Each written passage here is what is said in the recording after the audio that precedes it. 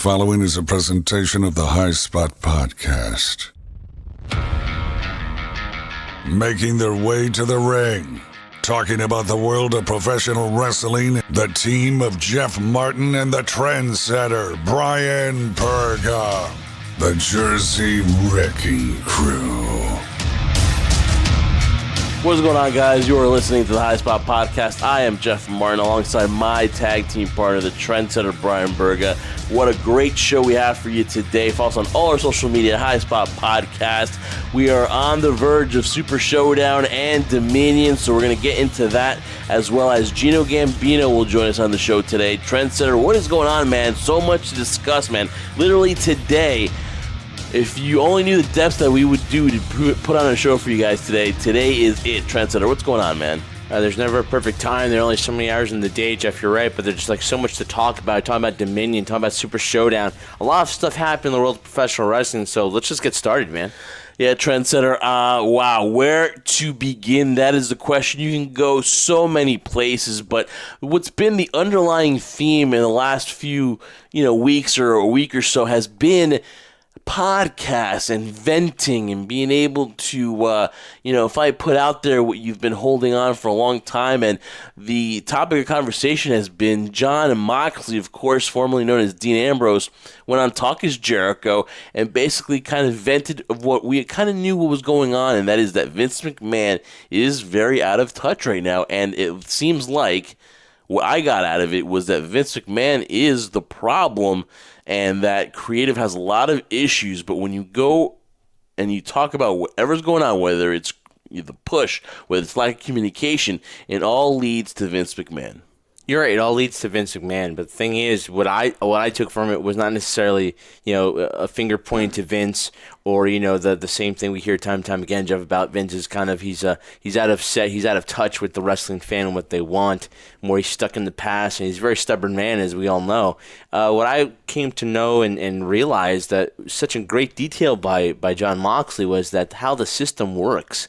We finally got an inner workings, and even to the degree of description that he gave, he still doesn't even know how it works. And so, to me, it kind of scratched my head a lot to think, like, how do things get done then? Because if everything has to go through Vince, every single little thing, obviously the man doesn't sleep, but, like, how does anything get processed? You have to wait for one person to give approval. And I would think that sometimes now, at least at this day and age, because WWE is so much bigger than it's ever been before in the history of the WWE, that some things would be passed down to other people and given their responsibilities. But no, it all goes through Vince McMahon, and to get anything across from him, it's just like head scratching. I was actually feeling more frustration as Jon Moxley was telling his stories, because I was thinking to myself, man, I would never want to work in that type of environment. But, it makes me question now, what we see on screen and TV, Jeff, compared to what's happening in the back. I'm like, wow, the machine continually moves regardless of who's running it. And right now, Vince is running it to a degree where, people have rumored,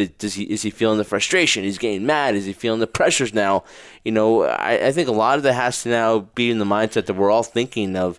When will be the point where Vince will pass down some of the power? But from what we heard from Jon Moxley, it doesn't look like it's going to be anytime soon. Yeah, I mean, the system is flawed, basically. And it's been a system that kind of has been in place for at least 20 years since I think Vince bought WCW. I think he surrounded himself with a large amount of writers. It's not like back in the day when you go back and you listen to stories like they do on Something to Wrestle With, when it's just basically Bruce, Pat Patterson, Gerald Briscoe, and Vince, and they're there, and they're by the poolside, and they're trying to run shows for the next few weeks, planning out the year. It's not like that anymore. It's not like back it was in the 80s, 90s, pre-Attitude Era. And now what it looks like to me is that it's like there's no communication. There's like the final say is Vince, and you have to, try to break down that door and talk to him. And, again, though, you could have the best ideas, but Vince will have his imagination. Vince will have his idea for you, and that's what it goes. Now, a lot of stuff went into detail. You've listened to the podcast. You've listened to him on Wade Keller. So a lot of frustrations under Jon Moxley, but he is a new man, Trendsetter. So basically now, you go over, made his debut in AEW, and now also becoming the IWGP United States Champion, defeating Juice Robinson. I actually, actually stay up to try to watch this, but if you try to tell me to watch Super Showdown later on, I probably won't, because then that's at 2 p.m. today, though. So let's talk about that matchup. It was a hard-hitting matchup, and listen, a lot of people had their predictions. I thought that in order to progress the U.S. Championship, nothing against Juice, but you're heading into the G1 Climax coming up in Dallas in July, and all the writing was on the wall that I thought that in his debut match, to make an impact, again, no pun intended, to make a very huge impact in New Japan, he was going to walk away with the U.S. Championship, and it was a great matchup, and it really was worth getting up at 5 a.m. in the morning, 7 a.m. in the morning to watch this matchup. There's no doubt it's a hard-hitting match. I mean, my goodness. I mean, I think the style, strong style, suits Jon Moxley to a T right now. But, like I said, an amazing match between him and Juice Robinson. What I guess I wouldn't find surprising, I mean, I kind of thought this is the way New Japan should have gone, as similar to what we discussed weeks before, about what's going to happen between Jericho and Okada, which we'll talk about, obviously, with the IWGP Heavyweight Championship. But yeah, progressing the U.S. title, creating its own legacy, is so important for New Japan Pro Wrestling. I think this is the right move. I really do. I'm sure a lot of people will agree, and everybody wants to play Monday morning quarterback here, but it does make a lot of sense right now, because something you brought up to me, which is pretty interesting. And first of all, how weird is it to see Jon Moxley in shorts or trunks? It's like, it's been a while since I've seen that, so I had to get used to it. But the mere fact that not only are you not progressing the U.S. title to another level, not that Juice couldn't take it there, but now we're creating something where this could continue on. Who knows where Jon Moxley will take it. But it seems like when you look at AEW and New Japan Pro Wrestling, similar to what Chris Jericho did, you're going to see different versions of Jon Moxley, like you see different versions of Chris Jericho.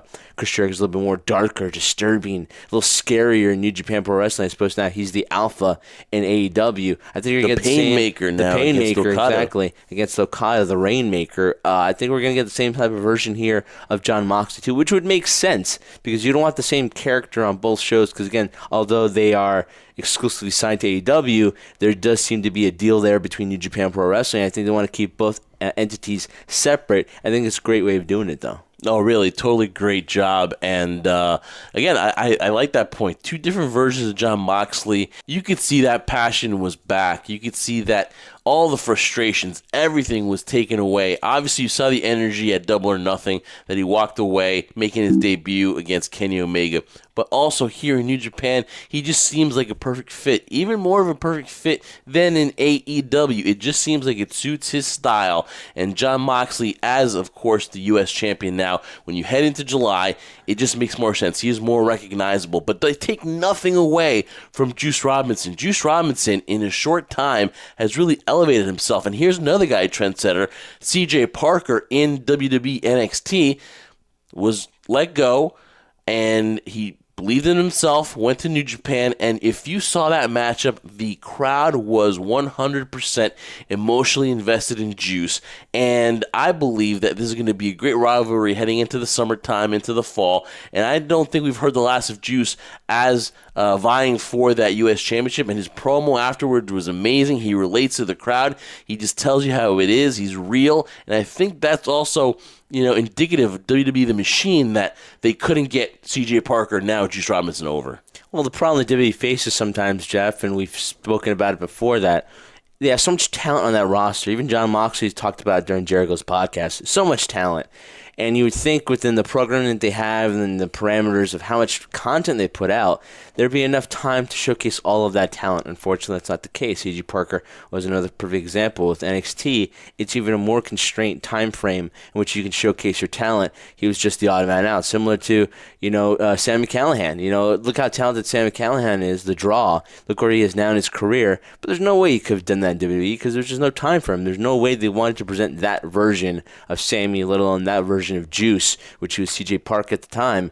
This is something that I think a lot of people and experts will talk to, Jeff, in terms of writers, in terms of promoters and things of that nature, and people we've had on the show will say there's no need to panic, nothing's going to happen here. But I think it is open for discussion now, because it seems the pattern's going on right now, Jeff, with Jon Moxley, and Cody was, I think, one of the first ones too, is that people just don't want to deal with it anymore, and it makes me think of I'm not going to give credit to CM Punk here, but I will in this case, something that it happened on his DVD, which is probably still on the network, believe it or not, is when, he was dealing with a scenario you have to sometimes deal with the card you're dealt. Sometimes you don't have to. Now we're in a day and age where you don't have to deal with things that you're certainly unhappy about, and I'm sure there are more of a handful of people in WWE right now on that roster are just looking at what's going on with the Mox, what's going on with the Cody, the idea that was once an idea and now it's a reality of AEW, that there are other places to go.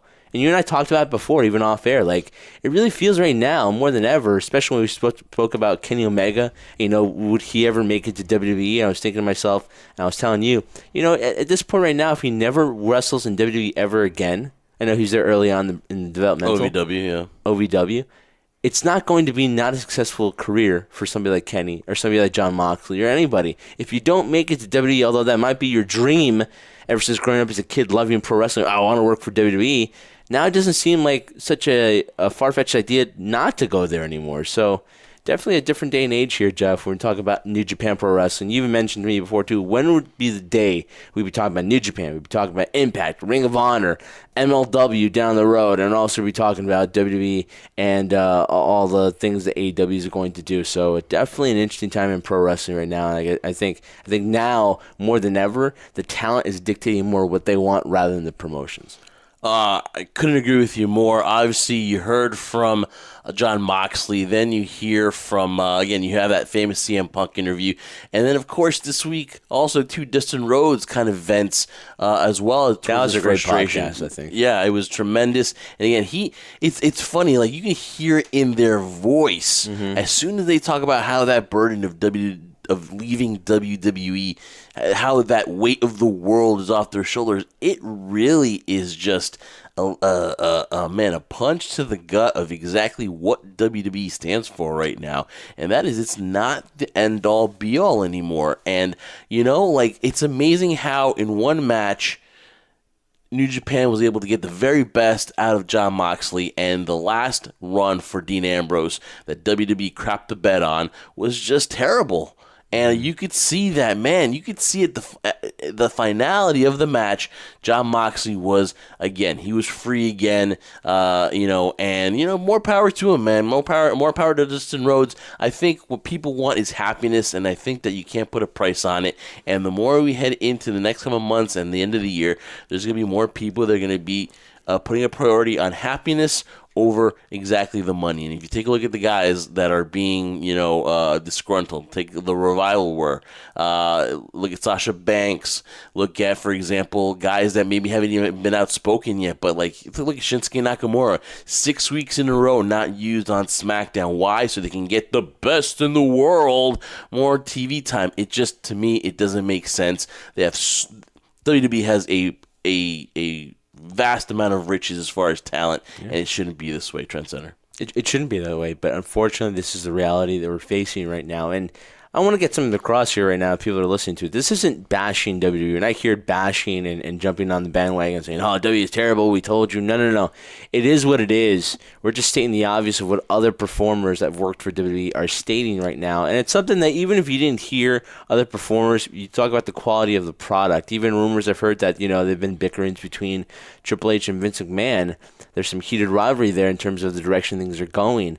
And I really think the emphasis, I think, of what we would most likely be talking about since, early January to the months leading up to the summer and, who knows, back into the fall, is that, it seems like there's so much momentum going on now with the idea and the ability of, listen, I can go elsewhere now. And like you said before, you can't put a price tag on happiness and emotional health as opposed to not just creative control, but emotional health, because the main thing I got from Dustin and John and even Cody when he finally said, you know what, I need to get out of WWE, is that, when you're passionate about something, and immediately, and I can relate to this to a T, guys, when you used to be passionate about something and then all of a sudden whatever it is you're doing, wherever it is the environment you're in, you no longer feel that passion or that drive or want to have that enthusiasm to be creative and do things that you thought you wanted to do before in the past.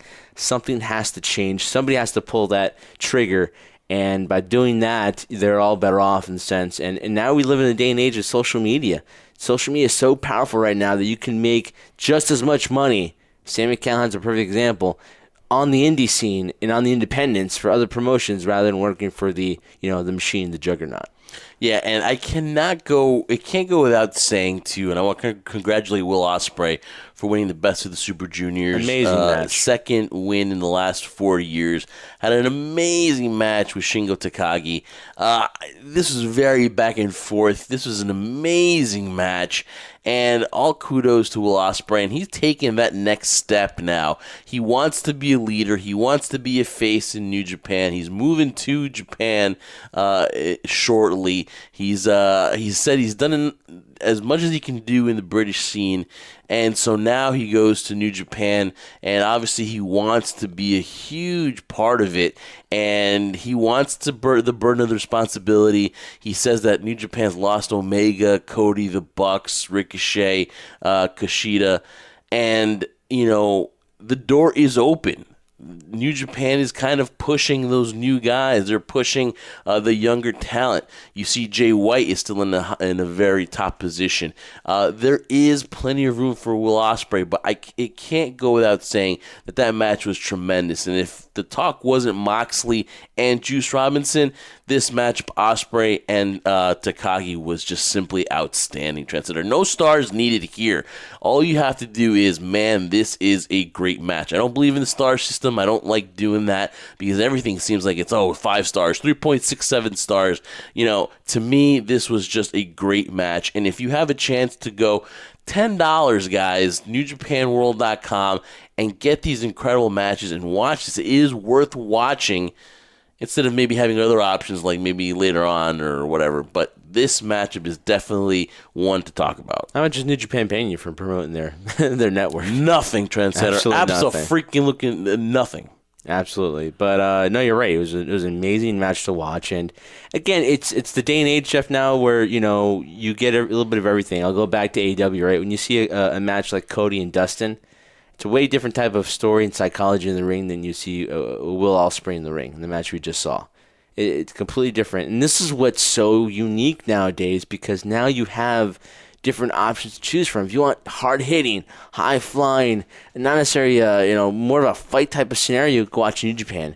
You want stories and things that are kind of out of base, go watch Impact a little bit because they're more story-based and their characters so over the top. You want the normal product of WWE programming, go watch WWE. You want MLW, you want something thriving, guys that are like hungry in the ring, go watch MLW. Ring of Honor, you want wrestling, go watch Ring of Honor.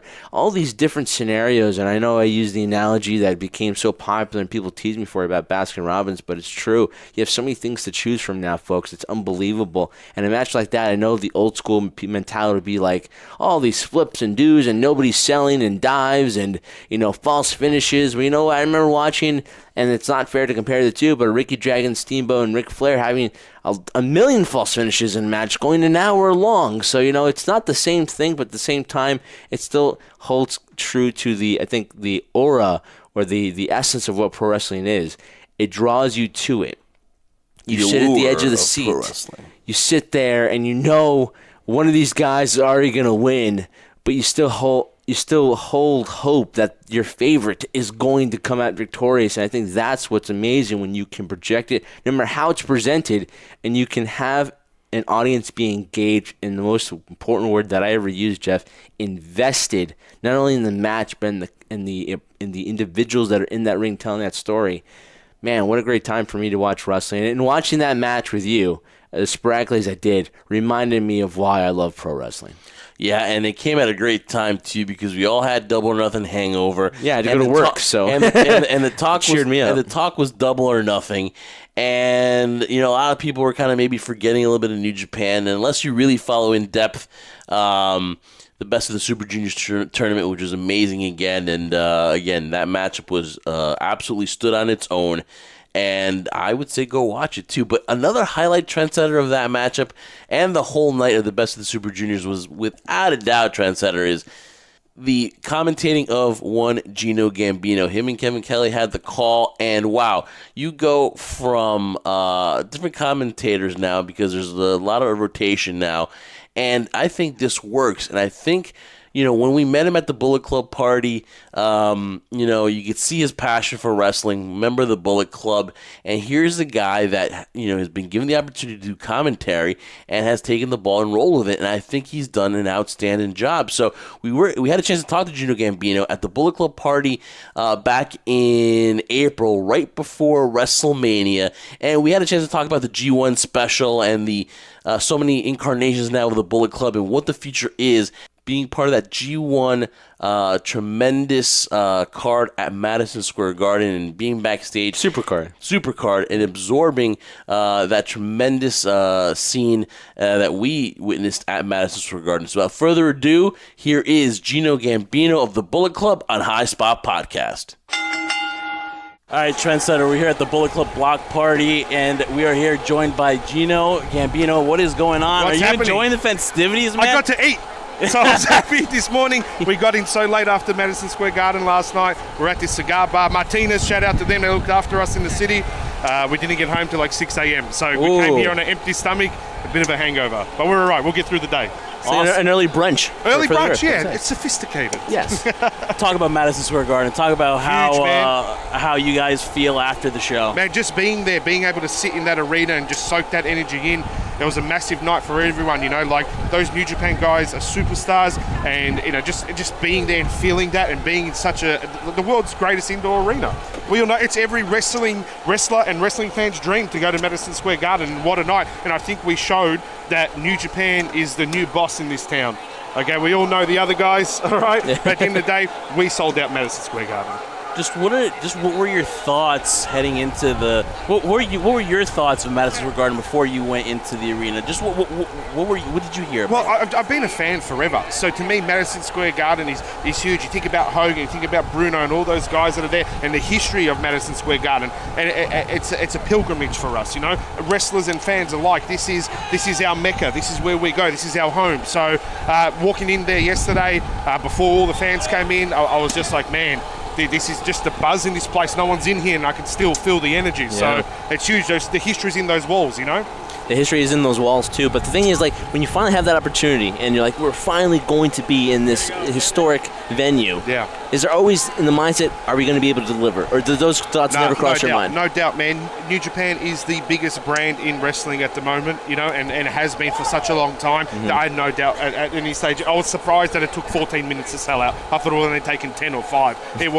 We knew it. We knew from day one, as soon as we made that announcement, that this was going to be huge for us. A Bullet Club, when you say that name, it is so recognizable. Yeah. It goes through changes. Everything goes through changes. Absolutely. A lot of people doubted that this version of the Bullet Club would be able to continue the momentum as the previous regime did, because you lost a few guys, and we know who you lost. Let's be honest. Yeah. But talk about what you guys felt. What makes this version of the Bullet Club better?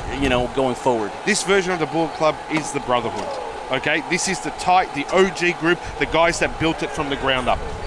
We never pretended guys didn't exist, and some guys that have left, they pretended I didn't exist, right? And now we sit here, and I'm sitting at this Bullet Club party doing a podcast with you guys, and that's because we are family. This era, this cutthroat era, is the strongest Bullet Club we've ever had. Okay, all our leaders have been great, but Jay White is the future of this company. He's the future of wrestling. We transcend wrestling, okay? You see sports stars throwing up the Too Sweet. You see Bullet Club t-shirts at major events that have nothing to do with wrestling. Okay, we are wrestling. When you say Bullet Club, you think wrestling. It's like the names may change, but the jersey is still absolutely, the same man. And the Bullet Club blood runs through all of us. It's something we've always wanted. I was the first Australian to be inducted by Tox Valley. Now we've got another one in Robbie Eagles, the Sniper of the Sky, and we're just building bigger and bigger. Look at Robbie now. What a superstar. Australia really has become a hotbed for wrestlers now, right? Yeah, absolutely. We are booming in Australia. And, don't sleep on Australia. I'm telling you now, you've got companies like Melbourne City Wrestling and PWA in Sydney and EPW in Perth. These are the big companies. These are the companies that New Japan are going to come, and they're going to take this talent, and you're going to see them on the major stage where they deserve to be. You've touched base on it now in the way you're describing the Bullet Club, and it's a brotherhood and a camaraderie. You think that's what comes across to the audience and they see, so that when you talk about the the Bullet Club or New Japan Pro Wrestling, for those who don't know about it and kind of first come approach it, they notice that camaraderie and that competitive amongst each other to be the best they possibly can be? Absolutely. At the end of the day, we are like the cool kids at your school. But the thing is, we don't bully anyone. We're the cool kids that everyone gets to hang out with. Everyone wants to be around us. You wearing a Bullet Club t-shirt, you're one of us, you know, and that's the thing. We want wrestling to be inclusive for everybody. Okay, we're not here to be elitist. We're not here to push people out. We're here to make you love wrestling and love the Bullet Club. It was a hectic week. It's been a hectic weekend. Huge week. And all this anticipation for the G1. But I need to ask you, for you personally, did you have a chance? Because things go really fast in this industry. They do. Did you have a chance to set yourself, breathe in, and be like, wow, enjoy this moment? To be honest, not yet. Not yet. I get off a 20-hour flight. I spend, we're running around all week. We're trying to get our names out there, trying to sell our t-shirts. It's a busy week. I don't think till I get back home, and then I get back home and we're off again, back in Japan. So it's huge for us. I don't think we really get time to sit and realize what we've created. Well, hopefully you guys allow yourselves to the times, because they're very few first in wrestling. So for us to watch you guys as performers, to enjoy it, it makes us more satisfied that you guys enjoy those moments. Because check this out, this Bullet Club party here, which is packed, is because of you guys and your hard work and how you connect with the fans. So definitely, I would say on behalf of the fans, I want to thank you guys, because it's been well run and it's tremendous to see you guys out there. And I think the best part is that you guys go out there with the fans and you guys feel like you're part of it. It's not like you're going to Access where you're going to shake hands next, whatever. Like that. You're not a number. You're not a number. At the end of the day, there was a moment up on the stage there when we got introduced. I turned to Robbie Eagles. Robbie Eagles and I have known each other for 15 years. And I turned to him, I said, do you remember when we wrestled in front of 12 people in the middle of nowhere in Australia? This is where we're at. This is what Bullet Club's about, is creating those moments. And we love our fans and we love everyone that's part of this, because it makes it special for us as well. One final one for me. What do you think is the next, this business talk is about evolution, evolving to the next thing. What do you think is the next evolution for the Bullet Club? What's the next evolution for New Japan to cross and bridge that gap where now a wider audience can embrace this era's entity? Everyone loves something new, okay? Everyone sees something new and they want it, but I think you're going to realize that at the end of the day, New Japan is home. And I think a lot of people are going to go back to what they know, and that's us and how good we are and how good New Japan is. Jay White is the future of this business. And my last one here too, and I want to thank you so much for your time, is you're going to reflect too, but again, regroup. You gained some titles, but you lost some titles. What's what were you guys can say to Jay White, about his loss? Look, it's just an obstacle. It's just a hurdle. Hurdles always happen in this business. Even Bruno Sammartino lost his belt at one stage. At the end of the day, it's only a small thing. It happened on the biggest stage, and now we regroup. Now we rebuild. Now we move forward. So we've got time, and we're, as I said, we're a brotherhood, and we'll make sure that we're always moving forward with the fans as well.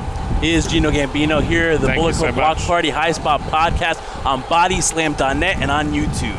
All right, that was Gino Gambino, and of course, what a tremendous job he does on commentary for New Japan. Great interview at the Bullet Club Block Party, and again, man, what can you say? He's killing it on commentary, dude. He definitely is. There's no doubt about that. Well-spoken individual, gets his points across really well, and something you notice, and it's been the pattern since Jeff and I have done this show since day one. I mean, you get in there and you sit down with people who are passionate about what they do. Gino is definitely somebody who's passionate about pro wrestling. He loves it. He loves representing the Bullet Club. We love to talking to him. Can't wait to talk to him down the road in the near future as well. But you're right, man. That combination works, and sometimes just out of luck. It's allowing yourself to be. I don't know if we said this during the interview, though, but you have to be a chameleon. You have to be adaptable. You have to change with certain scenarios or so an opportunity presents itself. And we didn't know the inner workings of how it became what it was, where he was doing color commentary, but with Kevin Kelly. But it works, and when something works like that and it just happens, you want to hold on to it, because very, very rarely does lightning strike the same place twice.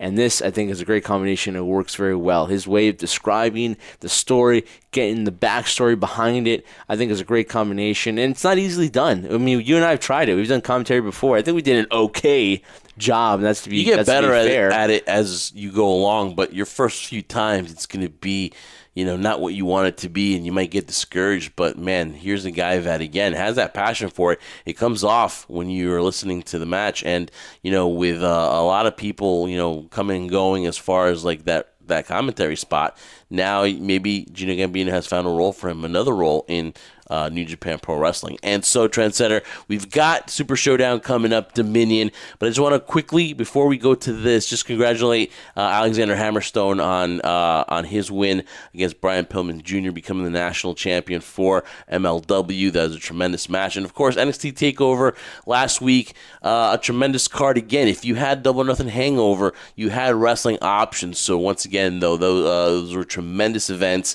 And, man, you just reinvigorates your passion for professional wrestling. All right, Trendsetter, Dominion is coming up. We've got the Painmaker versus the Rainmaker, Chris Jericho and Kazuchika Okada. You've seen the promos. The build has been great. And now New Japan's second biggest event of the year happens this weekend. Trendsetter, what are your thoughts here? Okada and Chris Jericho. Well, we've been fortunate enough to see first of many when you thought there's no ever possibility to see any first of anything in pro wrestling because it's all been done. The Painmaker versus the Rainmaker, it sells itself. We don't need to dive into the story of the history and the legacy that guy Chris Jericho has left in the world of pro wrestling, and the legacy that Okada hopes to leave in pro wrestling by facing the very best and beating the very best. To me, this is a match that's intriguing because this isn't going to be a Kenny Omega Okada match, and I think we've showcased the fact that Jericho is not going to do those things. It's going to be a fight. It's going to be a war. And I think he plays it off very well that this is going to happen. Why would he again quote himself the Painmaker? He's going to hurt and inflict pain on Okada. In this match right now, there's no doubt in my mind I think it's going to go well. I think Jericho and Okada are smart enough to figure things out, and it's going to be interesting to see how if they have any chemistry in the ring.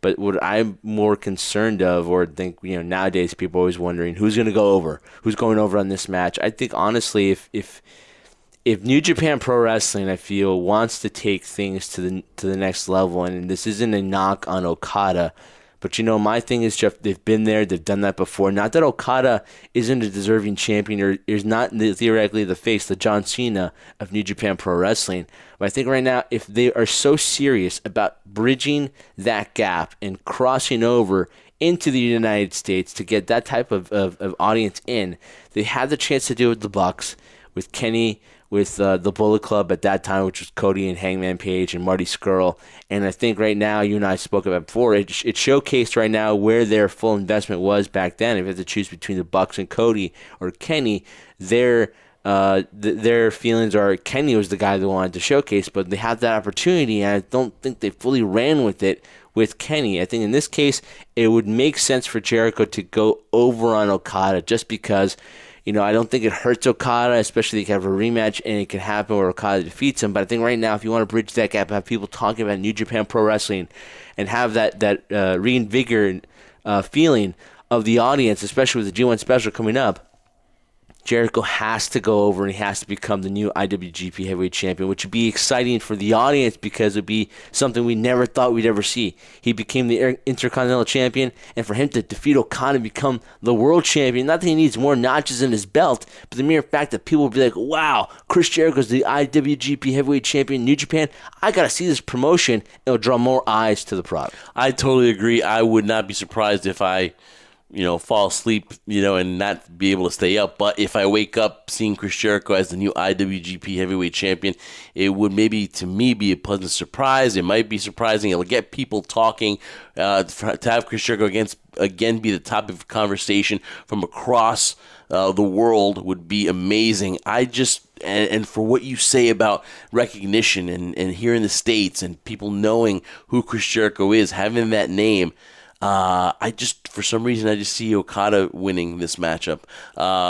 You make so many great points, and which most likely will happen. I'm not disagreeing with this one. I'm just saying, from a business standpoint, this makes more sense to me. And even as you spoke, you had me almost changing my mind because it makes really too much sense. Because what was the reason here with Kenny Omega and Okada? What was Omega's huge gripe with Okada? That he felt that Kenny Omega could take that title to the next level here in the U.S. He felt that he could market it better, and that, yes, while Okada was amazing and great for New Japan, he could not break that barrier here in the U.S. Now, we saw him in the G1 Supercard here. Tremendous match, tremendous wrestler, maybe the top 5 in the world right now. But can Okada bridge that gap here in the U.S.? Is New Japan's motive still to make a bigger impact here in the United States? If that is the case, then Chris Jericho should be walking away with the IWGP Championship. And of course, you're right, they could set up a rematch later on, maybe at Wrestle Kingdom, if that's what they want to do. Because honestly, right now in New Japan, yes, you've got Naito, you've got Ibushi, and I feel he's got a title run in him this year, maybe early next year. You have guys that can challenge a guy like Kazuchika Okada, but right now, what makes most sense? And yes, Chris Jericho title run does make a lot of sense, even if it's for a short time, even if right now this summer is about getting into Dallas, getting into the States in the Midwest for New Japan. So it makes a lot of sense, but I'm going to go with Okada here coming out just because it's just, I don't know, so close from the Supercard from him beating Jay White. Now to take it off of him, I don't know if it hurts him, but I just don't think right now it makes sense for that to happen. First of all, to answer your question, does it hurt him, or your statement, to answer does it hurt Okada? I don't think so. I don't think it hurts Okada because people still know Okada as being one of the longest reigning IWGP Heavyweight Champions in New Japan history. But the thing is, it all depends, Jeff. Ultimately, we're going back and forth. I'm giving my reasons why Jericho should win. You're giving your reasons why you think Okada will be victorious in it. I'm sure a lot of people on social media will be giving their opinions on it as well, and people listening to it, the crew, will have their opinions on it as well. But here's the thing. It all depends on one factor, Jeff, one amazing factor. What direction does New Japan Pro Wrestling want to go into? They want to go back to the way things were, which is fine, and you cater basically to your audience that you want to cater to, which nothing will happen. If the wheel ain't broke, don't fix it type of mentality. Fine. If you're serious about moving forward in a different direction, not changing what New Japan Pro Wrestling is, but just bringing it to a different audience, you need somebody to be able to do it. And it's been proven. Guys like Okada, Ibushi, for example, who I think is at that next level right now where he can take the company to another level, but you need somebody to cross over that bridge to bring New Japan to a new audience. You had the opportunity with Kenny. You had the opportunity with the Bullet Club. And that didn't work out. This is your second chance and your second opportunity. Because I think if this boat passes, as great as I think Jay White is, and where he hasn't even reached the level of his potential, I think right now you're going to miss a dire opportunity if this does not happen for New Japan. As a whole, if they don't want to compete with WWE, if they don't want to compete with other promotions and be that supposedly number 2, or to reach that number 1 goal and grab that supposed brass ring that Vince McMahon talks about, then you're going to be cutting the legs out from under you. I think this is a smart business move by New Japan. But again, depends on the higher-ups in New Japan and what direction they want to go into. You've got tremendous title matches coming up. Ibushi versus Naito. You've got Moxley in action. Jon Moxley is in action. He, of course, just coming off winning the U.S. Championship, the IWGP United States Championship against... That's a tongue twister, right? It is, right? He'll take on Shota Umino, and then, of course, Dragon Lee takes on Will Ospreay. Will Ospreay gets that title shot for the Junior Heavyweight Championship. So a lot of great things coming up this weekend. So if you got nothing to do, if you're a huge wrestling fan, then you're salivating because this is going to be a tremendous weekend for you. So New Japan now finally, making an impression on everybody here. It was a long time coming because we were wondering, man, okay, Double or Nothing. What's next? Ring of Honor? Who's going to make that that next? Salvo, and it's going to be New Japan, and so looking forward to Dominion coming up. And of course, guys, make sure you follow us on all our social media at High Spot Podcast. You can also listen to us on Apple Podcasts, on Spreaker, and on BodySlam.net, as well as the Shining Wizards Network and B Plus Player Radio, guys. And we have the YouTube channel. It is up and running. All our video interviews are available on YouTube. Just subscribe. Go to High Spot Podcast, and of course also to make sure you check out Adventures with Trendsetter. So, Trendsetter, now we're going into Super Showdown, and I think the one thing that we're trying to find out is if we're going to get a women's match. There's so much speculation. Natalya and Alexa Bliss made the trip, and the WWE is pushing very hard for there to be a women's matchup here, and after all the bad press that WWE has faced with making a deal with Saudi Arabia, going there twice a year, with something like this, with having a women's matchup there, kind of maybe ease the blows that WWE is taking by the press here, and by trying to have a match like this, could maybe tensions be taken a little bit notched down by having a women's matchup at the show? I think it showcases that if tensions we're talking about get brought down. I just find it funny right now where not too long ago Jeff and I saw on the WWE Network the whole Ronda Rousey story of her match at WrestleMania and the historical significance it had on the women's revolution, whichever one you want to call it. And now it seems, at least for me, the momentum has kind of died down a little bit since Ronda has left. It has. Becky Lynch was the hot commodity. She is now the champion. Now she's not the champion of both. She's not Becky 2 belts anymore. She's Becky 1 belt with the Raw title. And we have now Bayley, who, and it's amazing that Bayley's the champion of SmackDown, and yet I've not seen her on SmackDown TV. Maybe I've missed her. She was on Moment of Bliss. And the only reason I know is because Alexa Bliss was on there. So yeah, the goddess, of course. And that's kind of sad, the mere fact that that's where you're showcasing the SmackDown Women's Championship. Okay, one thing or another, that's another story for another time. But yeah, I think it would be a huge boost for WWE and the whole scenario between the partnership that's going on with Saudi Arabia and the contract and everybody's kind of opinion on the scenario. Yeah, that'd be great to watch. It'd be really cool to see if they're willing to do that. Will it be accepted by the audience there? I have no idea. And I think right now, the way things are, it's like we had before where they played commercials in the arena and people were offended by it. So I don't know if it'll fall well with the crowd, but I think the general audience that are watching it and what it represents would be great for WWE. It would be really good press. It really would be good for WWE to come off with a women's matchup, especially with everything that's going on in Saudi Arabia. It would really be terrible for these girls to, get on a plane, travel, the amount of time that they have and not be used on the show. So hopefully, Natalya and Alexa Bliss are able to make a mark at Super Showdown, because it would be really talked about here that if the progression that they've made, that, Saudi Arabia was able to at least allow one matchup here. So, of course, we will find out, see what happens there. Right now, there's so many conflicting reports. It's going to happen. It's not going to happen. Saudi Arabia hasn't agreed to it. WWE is crossing their fingers. So, we'll see what happens. If it happens, it'll be a positive, at least, from that show. It's something that you might want to rewatch on the network if that's one thing that interests you. But as far as the show itself, like I said, I never went back to look at Crown Jewel, and that was with Shawn Michaels returning back in wrestling action. I never went back to that show. I thumbed it. You thumbed it, right? And I just want to see Shawn Michaels. Yeah, I still haven't seen Shawn Michaels.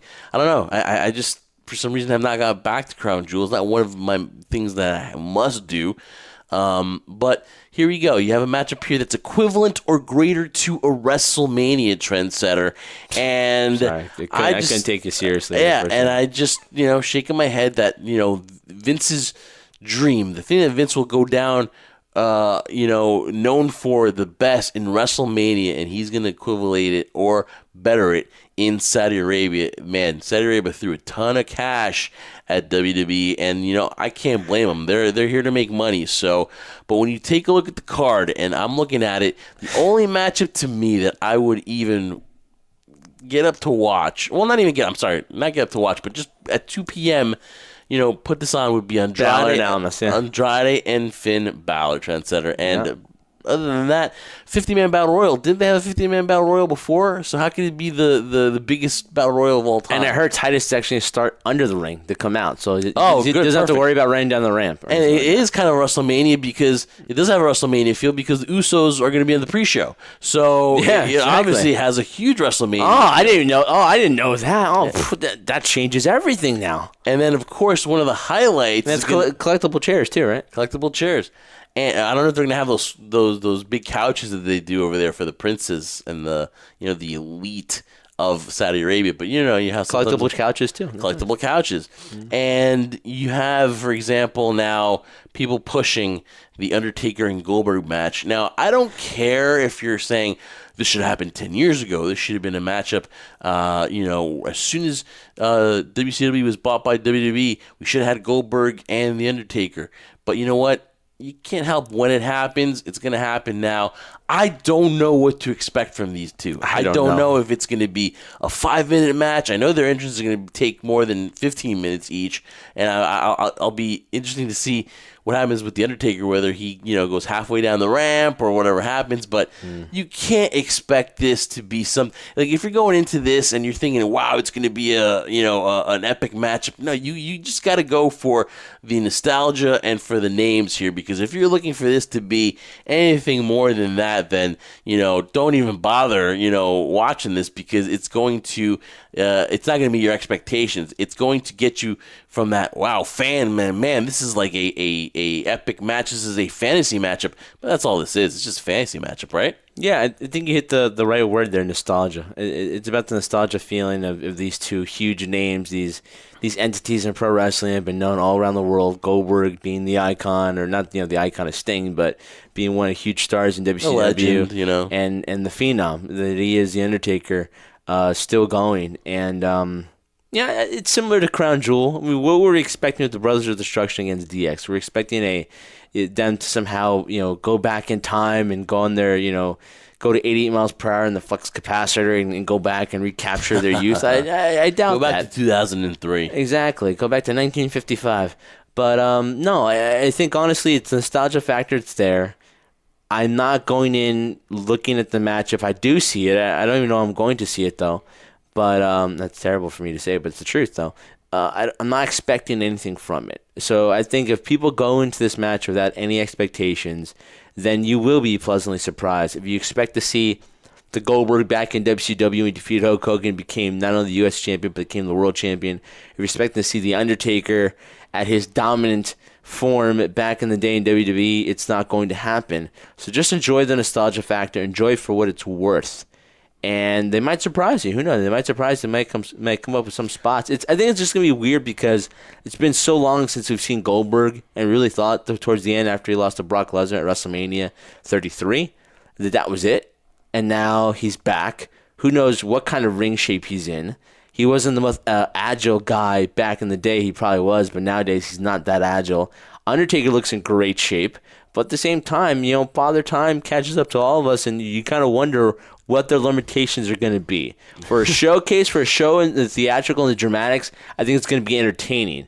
But if you're, like I said, if you're expecting them to do wrist locks and hammer locks and, Undertaker to jump and dive out of the ring to the floor on Goldberg, and Goldberg to, do these like 15 spears and stuff like that, and I think Goldberg joked about it too. Like, if I've ever gone to the ring with Taker, hopefully they allow me to do more than 2 moves, and everybody laughed about that. I mean, the question is, Goldberg, can you do more than 2 moves without injuring yourself? And that's not a knock on Goldberg, but again, with that intensity, the kind of guy he is, sometimes the body won't agree with the mind. And so, like I said, enjoy it from an entertainment standpoint. It's not going to be a technical. It's not going to be not at all. A 5-star, match. Don't go stars. Please don't go with stars, man. I'm trying to avoid the stars here. But listen, man, you got Triple H and Randy Orton. I'll give it a star. Give it a yeah.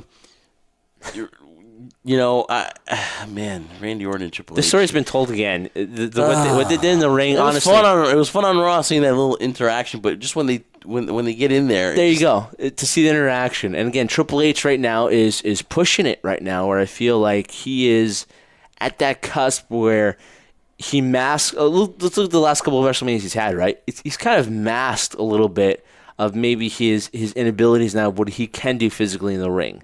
Last time we tried to do that move at Saudi Arabia, we go back to that one with Crown Jewel, he injured himself.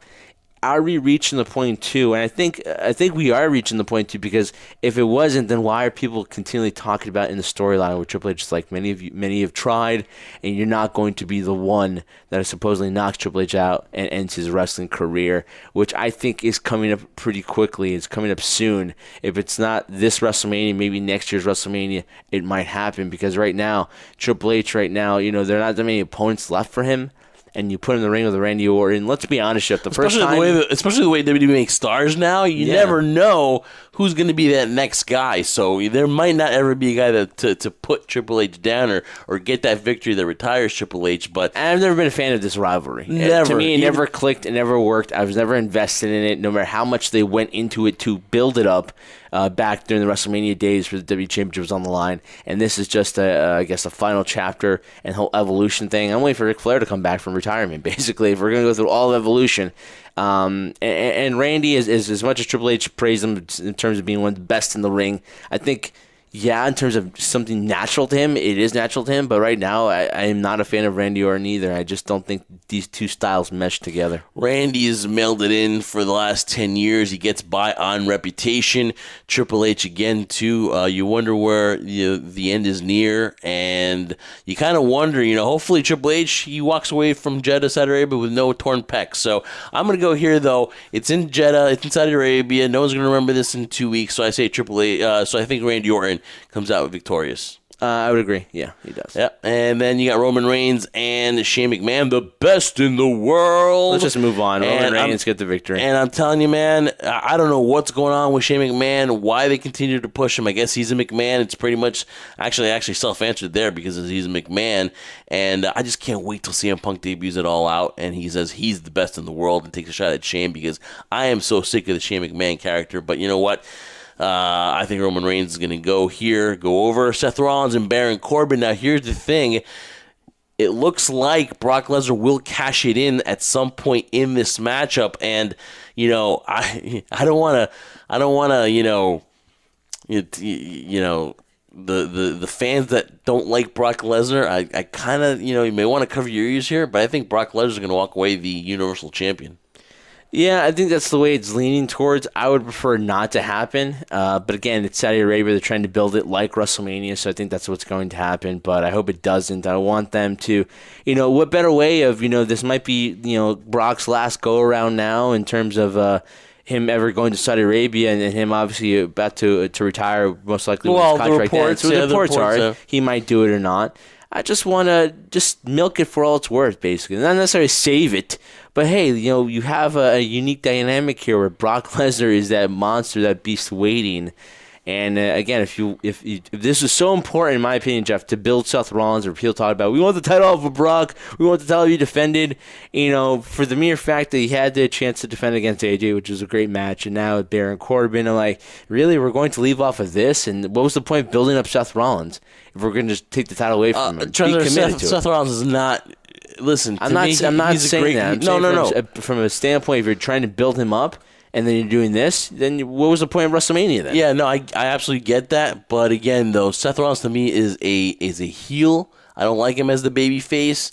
I think everyone goes to making him a babyface because he can definitely carry a company. But in this run, you look at the ratings, it is not actually panned out. So if you wanted to put the title back on Brock, and you can't put that on Seth though. You can't blame that on Seth. I mean, he's the champion. He's the face of the company. Are we going to blame the ratings on Kofi too? Or are we going to blame the ratings on the product and the content they're putting out there that draw people not wanting to see it? Well, he is the champion though. I think Kofi's had a better run than Seth Rollins. I think Kofi's been booked better than Seth Rollins, and to see Kofi Kingston go back to Ghana and have that hero's welcome, I think he's had his character, his development on SmackDown has been better than Seth Rollins' run. And so I think as a champion, you need to carry that brunt of it because you want to be the face. And here's the thing. You want to see that Universal title defended. You wanted to see it on Raw every single day, and yet no one is watching. And maybe it had a little boost up there this past week. How's that Seth's fault? That's booking right there. That's booking's fault. The mere fact that they have had the title and they've only defended it twice. It's on Raw every week and it's not defended on Raw that often. Whose fault is that? That's booking. You can't put down Seth. The same thing when we talked about, when Eddie Guerrero's champion, the ratings are going down. Are we going to blame Eddie Guerrero? Or is it just the audience and the product they're putting out there? They're not booking them correctly. For some reason, when Daniel Bryan finally won the title at WrestleMania 30, we were there, the whole yes movement thing, and you're facing Kane? He's running around like a little scared baby. What kind of booking is that? I get that, but with Seth Rollins, who I just believe that again, it could be booking, but again, though, so he has no responsibility. I'm not saying that. Did those words come out of my mouth? I said no. I said you can't put the full blame on him. Oh, it's his fault. But you said you could put the blame on Seth Rollins. So just to me I think it works better when he's a heel. I just see it that way.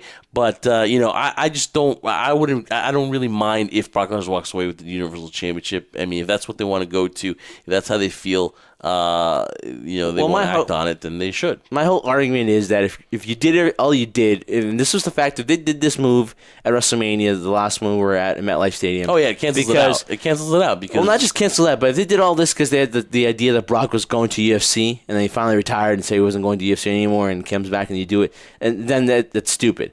But if you did this because you wanted to fully commit to Seth Rollins saying we're going in this direction now, despite the ratings, and if you want to put blame on Seth, okay, that might be a reason. You can't. I said you can't put full blame on him for that. He has to take, I guess, some brunt of it since he's the champion. But again, it goes back and forth about booking. But if you're going to commit to that, then stick with it.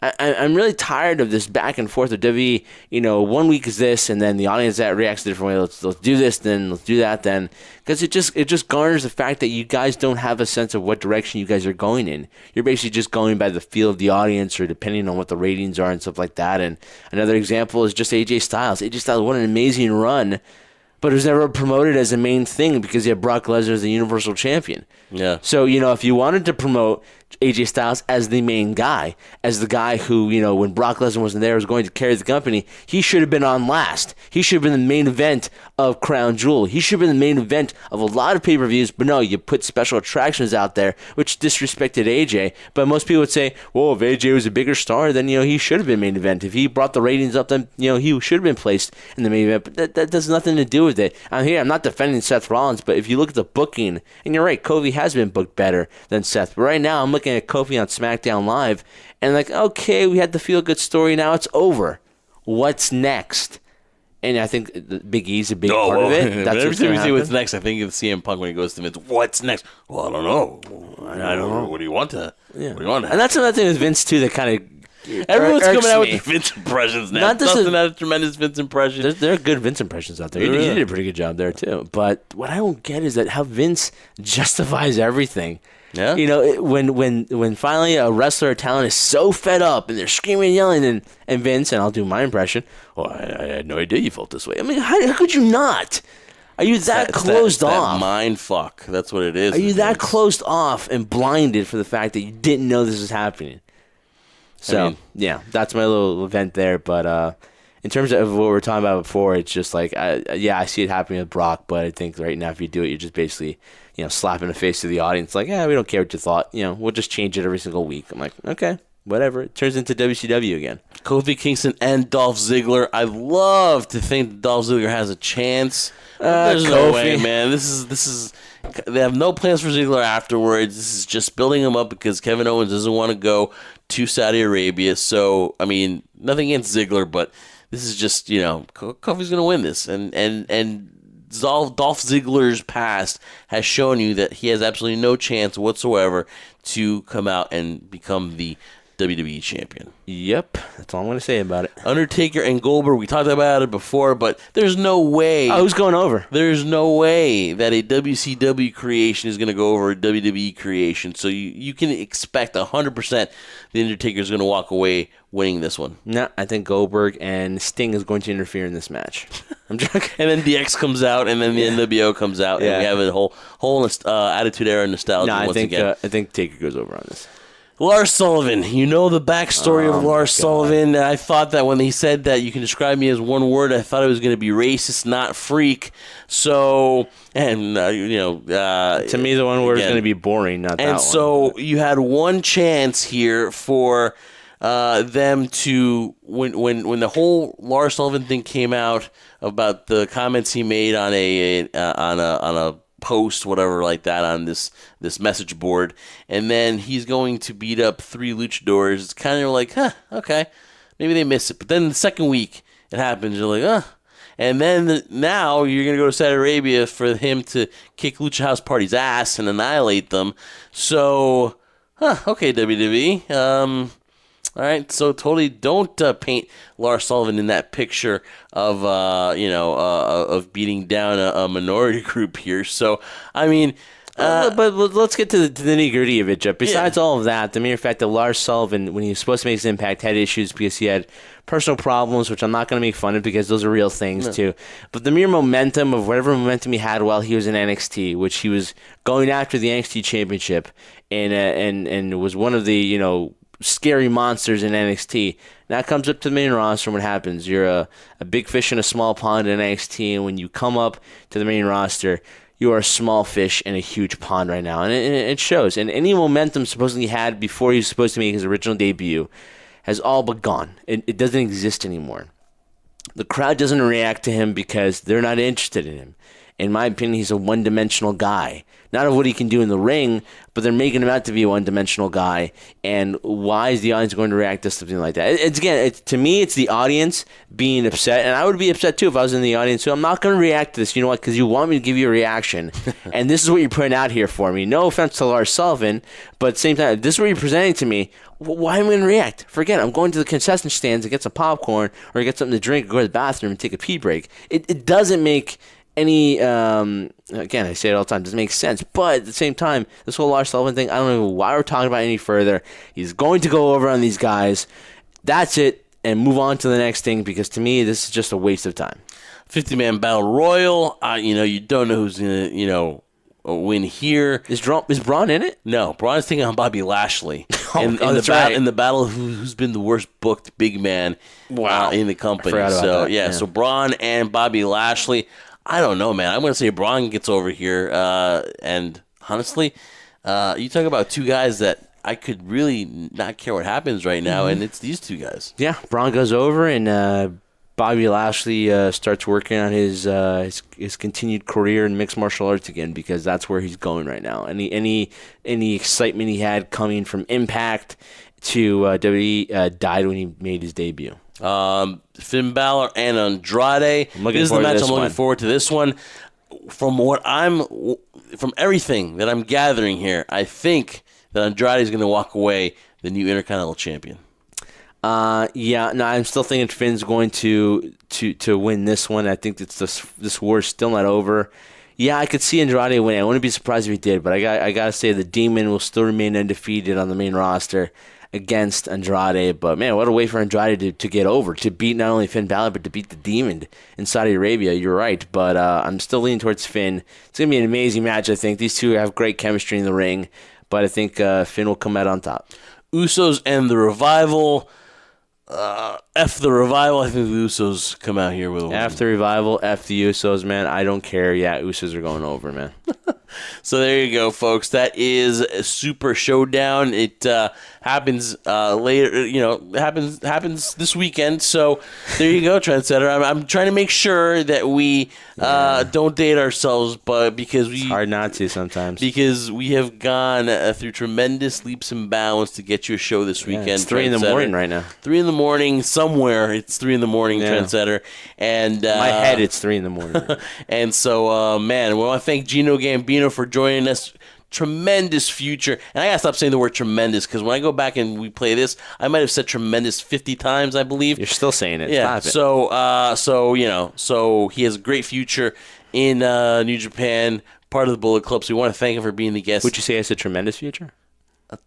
Tremendous future. There you go again. That's got to be like 51 times now. Yeah. So I want to thank Gino Gambino for joining us. We'll be back here next week. We'll talk about Super Showdown. We'll talk, hopefully, God willing, cross our fingers. Yes.